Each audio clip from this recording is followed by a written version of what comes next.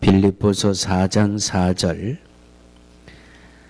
한 절 말씀만 오늘 합독하시겠습니다. 제가 가진 책으로 321페이지 빌립보서 4장 4절 우리 한 절 말씀만 합독합니다. 시작. 주 안에서 항상 기뻐하라. 내가 다시 말하노니 기뻐하라. 이 말씀은 살아계신 하나님의 말씀입니다. 아멘. 할렐루야. 지금부터 10년이 지나면 우리 교회가 어떤 모습을 가질까요? 우리 송봉남 권사님은 100세를 넘기셨으니까 축하합니다, 권사님.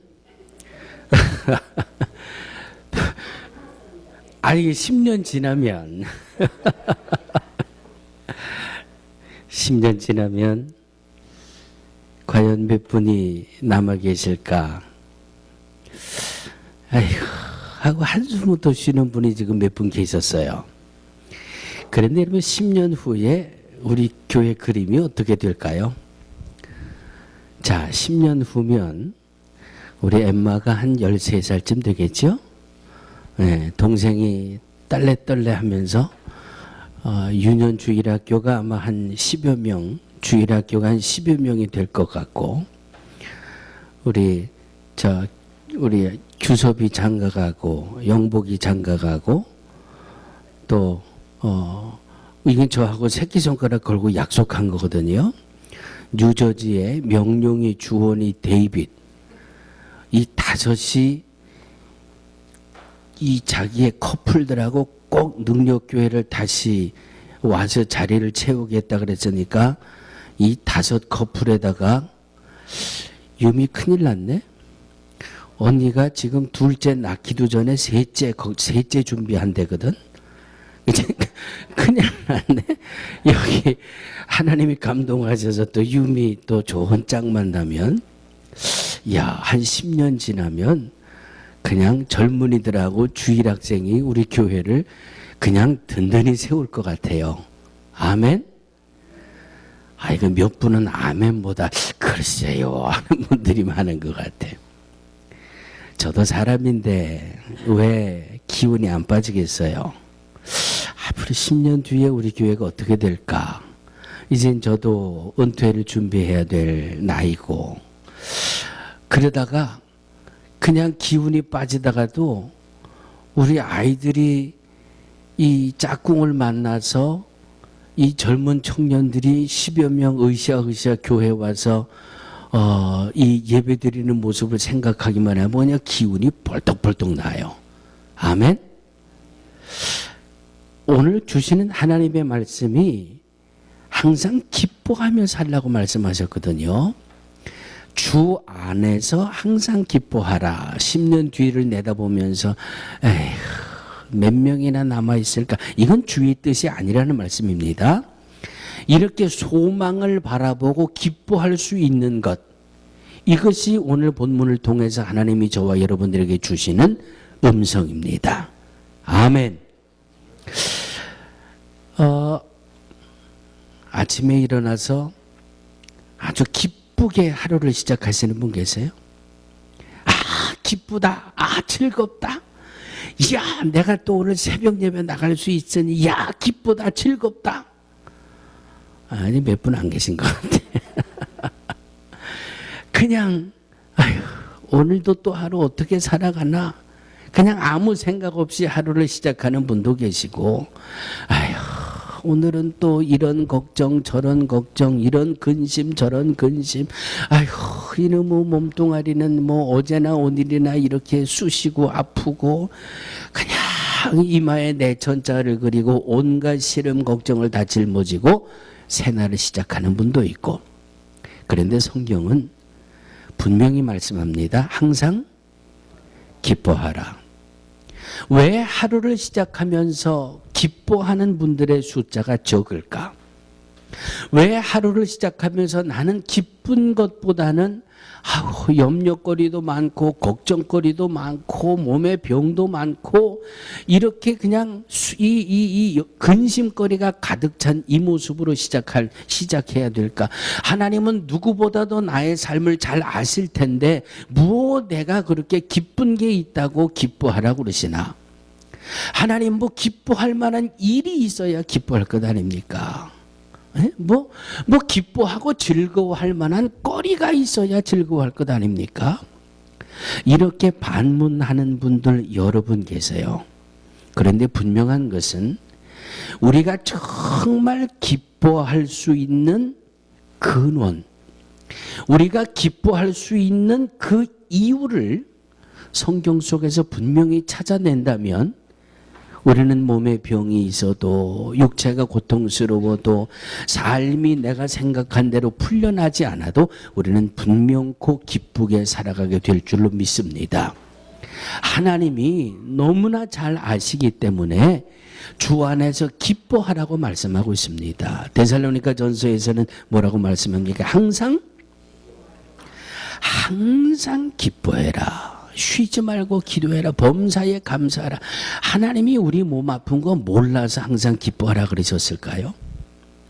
하나님이 나 살아가는데 걱정거리 많고 근심거리 많은 건 몰라서 항상 기뻐하라 그러셨을까요?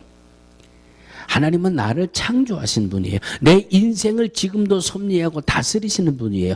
그 하나님이 오늘 저와 여러분들을 향해서 항상 기뻐하라고 말씀을 주고 계십니다. 아니 명령하고 계십니다. 오늘 내 옆에 앉아있는 분에게 이렇게 한번 인사하시겠습니다. 하나님이 당신에게 항상 기뻐하며 살래? 너무 길었나요? 하나님이 너무 항상 기뻐하며 살래요? 이건 제 말이 아니잖아요. 성경이잖아요. 성경은 하나님 말씀이잖아요. 뭐 기뻐하며 사시든지 뭐 그래도 뭐 그냥 뭐 걱정 근심 속에 사시든지 그건 여러분들의 자유예요. 그러나 말씀을 통해서 주는 주님의 음성은 항상 기뻐하라 그랬어요. 왜 항상 기뻐하라고 하느냐? 우리가 기뻐할 수 있는 조건을 잘 먹고 즐기고 잘 사는 세상에 속한 것에서부터 기쁨의 원인을 찾으려고 하니까 기쁜 일이 있어야 기뻐하지요. 즐거워할 거리가 있어야 즐거워하지요라고 하나님의 명령을 잃어버리게 되는 결론을 얻게 된다라고 하는 말씀입니다. 성경은 저와 여러분들을 향해서 하나님의 너희는 무엇을 먹고 무엇을 마실까 무엇을 입을까? 걱정하지 말아라.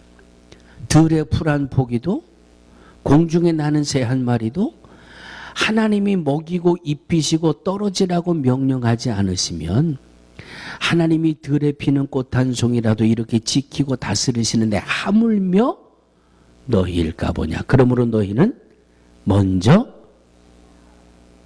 그의 나라와 그의 의를 구하라.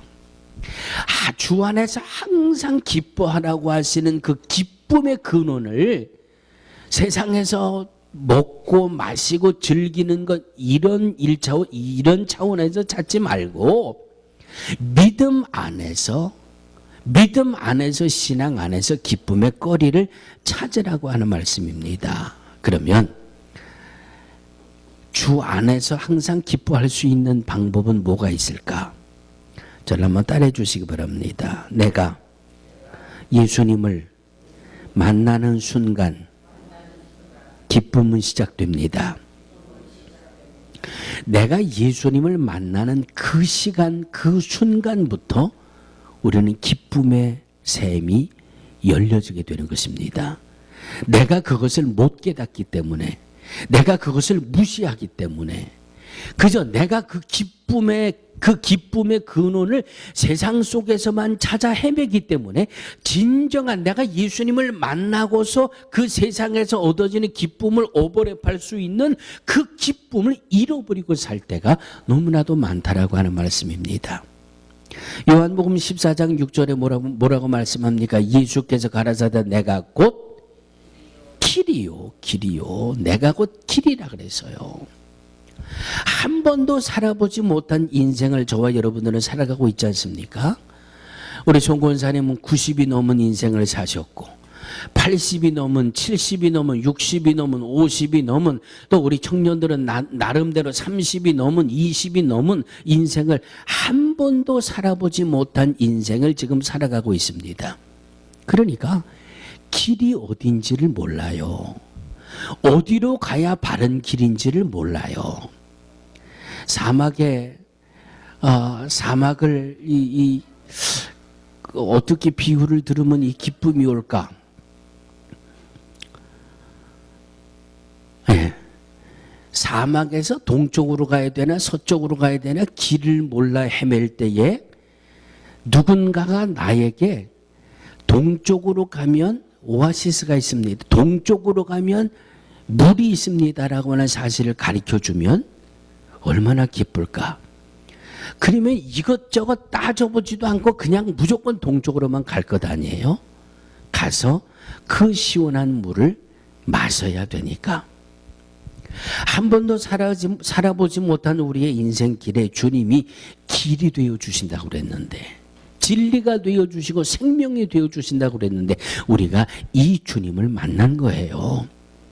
어디로 갈지 알지 못하는, 갈 바를 알지 못하는 우리에게 우리의 가야 될 길을 알려주시는 예수님을 만난 것이 우리의 믿음이고 지금 우리의 현 주소예요. 광야에서 뭐 태양이 뜨겁다, 뭐 먹을 게 없다, 뭐 아무리 아우성치고 투정 부려도 해결받을 수 있는 능력은 아무도 없어요. 사막에서 누가 물을 해결해낼 수 있겠어요? 그러나 생수가 있는 곳에 길을 아는 사람이 그 길을 가르쳐 주었을 때는 사망에서 살아날 수 있는 길이 열려지는 것 아닙니까? 그러니 이게 얼마나 큰 기쁨이에요. 내가 예수님을 만났다고 하는 것이 얼마나 큰 기쁨인지를 우리는 기억을 하셔야 합니다. 아멘. 사도 바울이라는 사람, 사도행전에서 우리가 사도 바울이라고 하는 사람을 만나보게 되는데, 사도 바울은 일평생, 사도 바울은 어느 한순간부터 죽을 때까지 남은 생애를 그냥 걸핏하면 두들겨 맞고 걸핏하면 붙들려서 감옥에 들어가고 걸핏하면 도망 다녀야 되고 걸핏하면 억울한 누명을 쓰고, 사도 바울이라는 사람은 어느 한순간부터 인생이 배배 꼬이는 것 같았어요. 세상 사람들이 볼 때는 아이고 저 사울이라는 사람 어떻게 저렇게 인생이 불행할까? 그냥 뭐 말만 하면 막 돌에 맞아야 되고 무슨 말만 하면 그냥 잡아서 그냥 감옥에 갖다 갇혀야 되고, 세상 사람들이 볼 때는 아이고 저 사람 참 인생이 한심해. 그렇게 손가락질할 할 수 있을지 모르겠지만은 바울은 사도행전에 뭐라고 그랬어요? 바울은 어느 한순간부터 내가 억울한 일을 당하고 누명을 쓰고 매를 맞고 감옥에 갇혀도 나는 항상 기쁘다. 나는 항상 기쁘다. 자기만 기쁜 게 아니라 그냥 만나는 사람만 보면 기쁘게 사세요. 오늘 빌립보에 사는 빌립보 사람들에게도 3장 1절에 보니까 정말로 나의 형제들아 주 안에서 기뻐하라. 주 안에서 항상 기뻐하라. 내가 주 안에서 크게 기뻐하노라.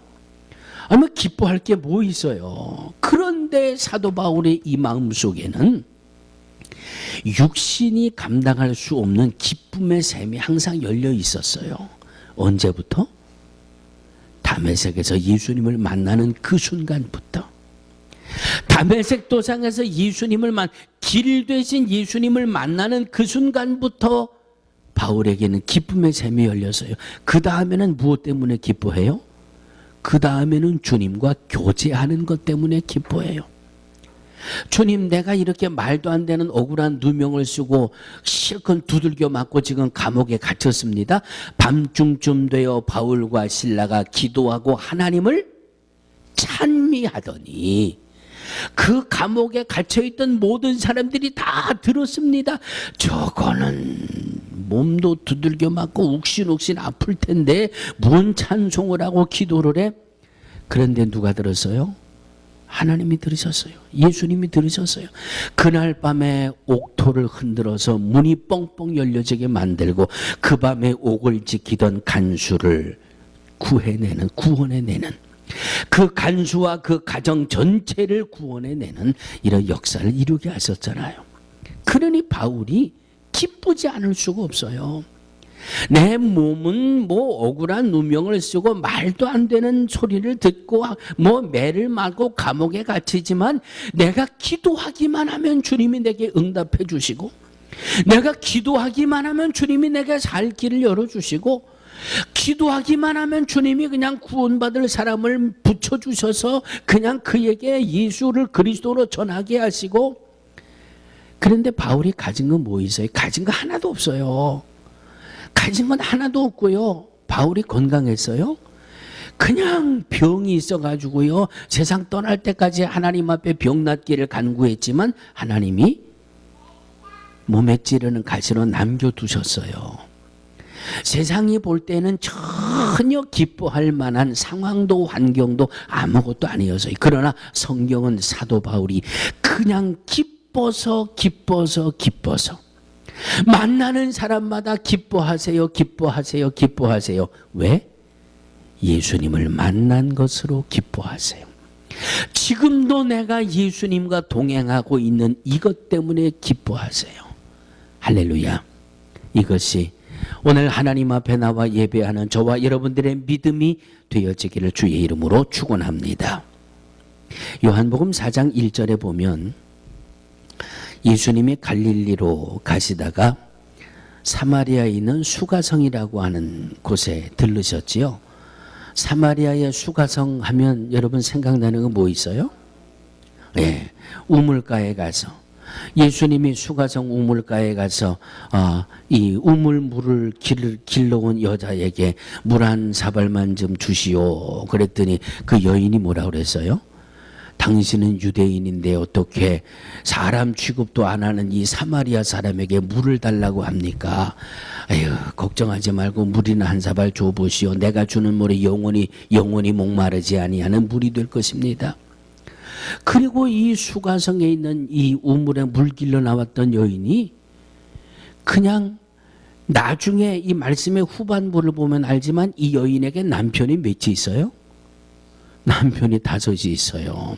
그래서 예수님이 이 물 잡수시고 이런저런 얘기하다가 당신 가서 남편을 좀 데려오시오 그랬더니 내게 남편이 5이 있지만 행복하지 못합니다.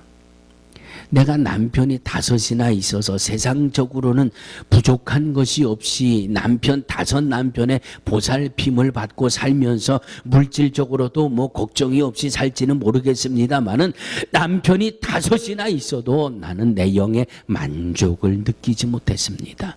행복하지 못했습니다. 기뻐하지 못했습니다. 그랬던 이 여인이 예수님을 만나고 나서 어떻게 변했는 줄 아세요? 어떻게 변했냐 하면 요한복음 4장 28절에 따라해 주시기 바랍니다. 여자가 물동이를 버려두고 동네에 들어가서 사람들에게 이르되 에? 내가 지금 여기 우물에 뭐하러 온지도 잊어버렸어요. 왜? 예수님을 만난 게 너무 기뻐서.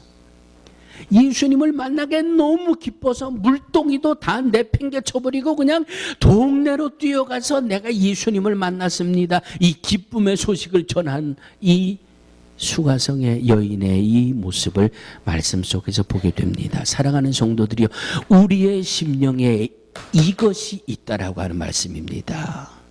우리가 잊어버리고 살고 있기 때문에 이 은혜를, 이 감격을 끄집어내지 못하기 때문에 기뻐하기보다는 염려하고, 기뻐하기보다는 걱정하고, 기뻐하기보다는 한숨 쉬고, 이런 세상 일에 치여서 기쁨을 잃어버리고 삶을 살아가고 있다라고 하는 말씀입니다. 사랑하는 성도들이요, 우리 한 사람만 더 만나볼까요? 누가복음 19장에 가면 세리장, 이 뽕나무 위에 올라간 사람, 세리장 삭개오가 나오지요. 이 삭개오가 직업이 세리장이잖아요. 말 그대로 공무원의 부장급이에요. 그것도 세무공무원의 부장급이에요. 오늘 세무서의 공무원하고는 이건 비교가 안 되는 거예요. 로마에 세금을 바치는데 이 사람이 세금을 로마에 10불을 내야 된다 그러면 삭개오가 당신 세금 100불이야. 100불 가져와 안 가져와 공권력을 동원해서 당신 가정을 이 문제 삼기고 당신의 사업체를 문제 삼길 거야. 그냥 윽박질러 가지고 100불을 받아냅니다. 그리고 로마에 얼마를 보내요? 10불을 보내요. 그리고 90불은 자기가 잡숴요. 이게 세리장이에요. 물질적으로는 여유 있는 삶이에요. 이걸 당시 사람들도 다 알아요. 가식적이지만 그래도 세리장이요 인사받고 존경 가식적이라 형식적으로라도 이 대우받으면서 살던 사람이 삭개오예요. 그런데 이에게 행복이 있었을까요? 이에게 기쁨이 있었을까요? 행복이 있었고 기쁨이 있었다면 예수가 온다는 말에 콧방귀도 안 꼈을 거예요. 내가 돈 많은데 먹고 마시고 잘 놀지 그까짓 거 뭐 예수가 그리스도면 어떻고 뭐 그리스도가 예수면 어떻고. 그런데 이 삭개오는 물질적으로는 또 사회적으로는 일정한 위치에 있었지만 그에게는 행복이 없었잖아요. 기쁨이 없었잖아요. 주님을 만나보겠다는 생각으로 어른이 뽕나무에 기어 올라가는 모습 생각만 해보세요. 얼마나 우스워요. 예수님이 그를 보고 삭개오야 내려와라. 내가 오늘 내 집에 유하겠다. 주님을 만나고 나서 삭개오가 얼마나 기뻐했어요. 자기 집에 잔치를 베풀었어요. 왜? 내가 예수를 만난 게 너무 기뻐서. 내가 예수를 만난 게 너무 기뻐서 잔치를 베풀었어요. 그리고 동네 사람들을 초대해서 잔치를 먹이고 그리고 예수님에게 뭐라 그래요? 주님, 내가 누구에게든지 토색한 것이 있다면 남의 것을 빼앗은 것이 있다면 4배나 갚겠습니다. 얼마나 기뻤으면. 얼마나 기뻤으면 99 가진 사람이 하나 가진 거 뺏어서 100을 만든다 그러잖아요. 삭개오도요 돈이 얼마나 좋은지는 아는 사람이에요. 그런데 그 아무리 돈이 나를 즐겁게 해도 예수님을 만난 즐거움, 예수님을 만난 기쁨은 따라오지 못하더라 이거예요. 그러니까 내가 말씀대로 4배나 갚겠습니다. 막 기뻐가지고 삭개오가 이렇게 말씀에 나와 있는 겁니다. 사랑하는 성도들이요, 우리가 예수를 믿기로 작정하고 주님 앞에 나와 내가 세례받고 은혜받고 예수를 만나는 그 순간 우리의 심령은 이런 기쁨으로 충만했어요. 그런데 우리가 세상 것에 취해서 이 모든 것들을 다 잃어버린 그것이 문제예요. 사랑하는 성도들이요, 이 기쁨을 다시 회복해낼 수 있기를 주의 이름으로 축원합니다. 가진 것이 부족해도 육신이 그저 병으로 채워져 있어도 예수를 만난 이것으로 기뻐할 수 있는 저와 여러분들이 되어지기를 주의 이름으로 축원합니다. 두 번째, 주 안에서 항상 기뻐하라고 하신 말씀의 두 번째는 주의 일에 수고하고 헌신할 때 찾아옵니다. 또 한번 따라해 주실까요? 예, 날씨가 흐려가지고 정신 없으시지요? 뭐 여러분들 정신 없으시면 저는 지금 정신이 들락날락해요.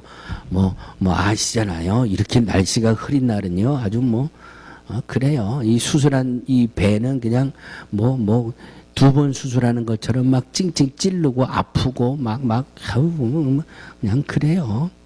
그래도 주를 만난 기쁨을 전하는데 내가 인상 쓰고 전할 수가 없잖아요. 두 번째, 주의 일에 수고하고 헌신할 때 우리에게 기쁨은 찾아옵니다. 주의 일을 하면 기쁨이 온다는 말이에요. 지난 주간에 애리조나에서 37년 동안 경찰로 있다가 리타이어하는 한 그 경찰관의 마지막 그 무전이라는 내용이 제 페이스북에 하나 올라왔습니다. 이 애리조나의 경찰관들은 은퇴하는 마지막 업무가 자기 무전기에다 대고 나 몇 번 계급 누구누구다. 이제 내 지난 37년 동안의 경찰관의 삶을 마무리하는 마지막 무전을 한다. 이게 그 경찰관들의 은퇴의 전통이랍니다.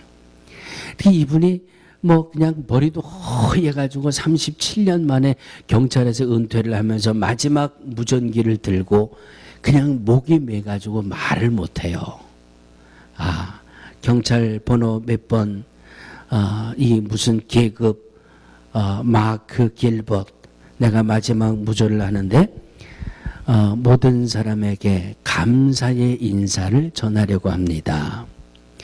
당신들과 함께 일할 수 있어서 영광이었습니다. 그동안 나를 도와주어서 너무나 감사합니다. 그 애리조나에 이 경찰관이 근무하고 있던 모든 경찰관들의 그 무전기를 통해서 다 우리 선배 경찰관이 마지막 은퇴하는 무전을 하는구나. 참 고맙다고 감사하다고 이렇게 우리에게 마지막 인사를 전하는구나. 그 무전을 듣던 동료 경찰관 중에 한 여성 경찰관이 이렇게 무전에 얘기를 합니다. 나도 감사합니다. 당신이 지난 37년 동안 한 모든 일에 감사합니다. 지난 37년 동안 우리의 경찰들과 또 주민들의 안전을 위해서 수고해준 모든 수고에 대해서 감사합니다. 남은 삶 하나님의 축복이 함께 하시길 바랍니다. 그냥 울면서 그런데 이 지금 은퇴하는 경찰관이 흘리고 있는 그 눈물의 의미가 선배 경찰관을 보내면서 흘리는 그 후배 경찰관들의 그 눈의 그 눈물이 고통스러워 우는 눈물이에요. 감사해서 기뻐서 흘리는 눈물이에요. 37년 동안 열심히 수고해 주었으니까 그 수고에 대해서 너무나도 감사하다고 흘리는 눈물이에요. 사랑하는 성도들이요. 사람이 살아가는 관계도 수고에 대해서는 감사의 눈물을 흘려주는데 하물며 우리 하나님은 어떠실까? 내가 수고한 그 수고에 대해서 우리 하나님이 과연 얼마나 큰 것으로 채워주실까? 제가 그 이라크 전쟁 치르고 우리 미군 병사들이 파병을 나가고 할 때 그때 제가 애틀란타를 갔다 오면서 감동받은 거를 그때 제가 말씀을 드렸잖아요. 애틀란타에서 비행기를 타고 들어오는데 이 제일 뒤에 이 정복을 한 군인 2명이 자기의 이 백을 메고 나오더라고요. 제일 뒤에 군인 2명이 나오는데 그 나오는 게이트 앞에 그 군인의 아빠, 엄마, 동생 그 아들을 끌어안으면서 아들아 수고했다. 형 수고했다. 전쟁터에 갔다가 살아오는 아들을 그냥 수고했다고 부둥켜 안아주는 그 모습을 보고 제가 너무 감격스러워서 제가 그 말씀을 한번 드린 적이 있습니다. 하나님이 우리에게 맡겨주신 한 생애를 다 끝내고 주님 앞에 돌아갈 때 주님이 우리를 품에 안으시면서 수고했다. 참 바쁘게 살면서도 내가 맡겨준 일을 하느라고 참 수고했다. 참 고생 많았다. 주님이 얼마나 기쁘게 우리를 안아주실까? 주님이 얼마나 대견하게 우리를 안아주실까? 하물며 이 땅에서 주의 일을 감당하며 살아가는 우리들을 하나님이 그냥 놔두실까? 하나님은 틀림없이 기쁨으로 채워주실 줄로 믿습니다. 주의 일을 하는데 3가지를 하셔야 돼요. 3가지의 수고를 하셔야 돼요. 따라해 주시기 바랍니다. 첫째, 기도하는데 수고해야 된다. 여러분 기도하는데 수고하셔야 돼요. 우리 옆에 분 보고 그렇게 하세요. 기도하는데 수고 좀 하세요. 기도하는데 수고 좀 하세요. 매년 고난주간이 되면 40일 동안 아침 금식하는 분도 있고 또 이 사순절 40일 동안 아침 금식하는 분도 있고, 또 고난주간 한 주간 동안 아침 금식하는 분도 있고, 이 사순절 40일을 온통 40일 금식하는 분도 있고, 혹시 여러분 지금까지 신앙생활 하면서 이렇게 제목을 놓고 며칠 이렇게 딱 정해놓고 기도해 본 분 계세요? 내가 3일을 딱 금식하겠다. 내가 이런 문제가 있는데 이것 가지고 하나님 앞에 죽기 살기로 한번 매달려 보겠다. 3일을 금식해야 되겠다. 그렇게 해보신 분은 3일 밤 12시가 딱 지나갈 때 그때 마음이 어떠셨어요? 하나님 앞에 작정한 그날 그 시간이 딱 끝나고 내가 작정한 기도 시간이 딱 끝났을 때 그 찾아오는 기쁨. 아, 내가 주를 위해 그래도 뭐 하나 했구나. 그 기쁨. 고난주간 일주일 동안 아침 금식하면서 부활주일 아침에 야, 내가 일주일 동안 아침 금식 끝나고 이제 오늘부터는 내가 아침을 자유롭게 먹을 수 있겠다 하고 부활주일 아침에 그 아침을 먹으면서 느꼈던 기쁨. 사랑하는 성도들이요, 따라해 주시기 바랍니다. 해봤어야 알지. 해본 분들은 알아요. 해본 분들은 이 기도의 수고 후에 오는 기쁨이 얼마나 대단한지는 해본 분들은 알아요. 둘째로, 전도하는 데 수고하셔야 됩니다. 전도하는 데 수고하셔야 돼요. 오늘 아침에 예배를 준비하면서 제 책상을 정리하다 보니까 우리 변 목사님이 인도 처음 갈 때 우리 교회 식구들에게 이렇게 기도해 주세요 해달라고 페이퍼를 만들어 주신 걸 찾아서 보니까 하나님이 이제 인도의 문을 열어주시는 것 같습니다. 이 글을 써놓은 그 글에 보니까 막 감격스러우셔가지고 그냥 하나님이 걸음을 인도하신다는 확신에 그냥 그 글을 보면서 그래 전도해서 얻어지는 기쁨, 얼마나 전도의 수고에 대한 기쁨이 큰지 시편 126편 6절은 이렇게 말씀합니다. 울며 씨를 뿌리러 나가는 자는 정령 기쁨으로 단을 가지고 돌아오리라. 할렐루야.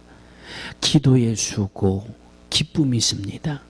전도의 수고, 기쁨이 있습니다. 세 번째는 봉사와 헌신의 수고입니다. 빌립보서 2장 17절, 내가 나를 관제로 드릴지라도 나는 기뻐하고 기뻐하리니 주의 나라와 주의 의를 위해 내가 불에 태워지는 제물이 된다 할지라도 내가 주의 일을 하는 그것에 나는 기뻐하고 기뻐합니다라고 하는 하나님의 나라와 하나님의 의를 위해 주님이 맡겨주신 주의 몸된 교회를 위해 헌신하고 충성하고 봉사하며 수고할 때 하나님이 채워주시는 기쁨이 반드시 있다라고 하는 말씀입니다. 할렐루야, 할렐루야. 이제 이후로는 아침에 눈을 뜰 때마다 기쁨의 샘이 우리의 눈과 같이 열려지게 되기를 주의 이름으로 축원합니다.